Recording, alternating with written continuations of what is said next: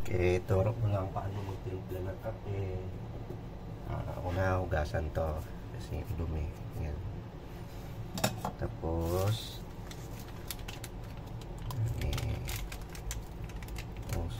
muna yun yung ablihan kay gamay mag-artist paburuton. Yan yung baso para makatimpla mong kape. Yan, butang ni. Okay, first one tuntawan niyo para makasunod kayo. Yan, sukal. Okay, yan lang magtimpla ng kape. Lagyan natin sunod sukal.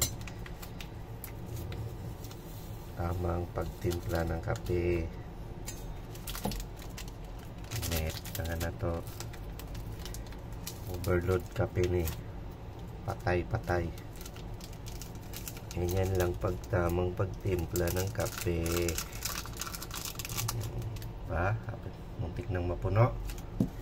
So ito tapon natin, alangan din natin tapon, wala nang laman, nakabalik na ito, sobra na, balik dito.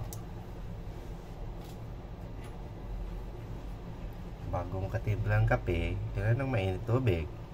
Paano paglagay ng tubig? Ayan.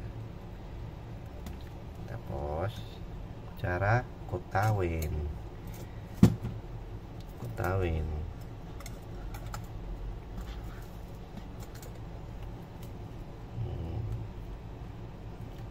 Yan.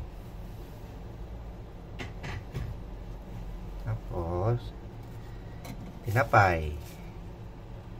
Wala na. Yun lang. Bye-bye.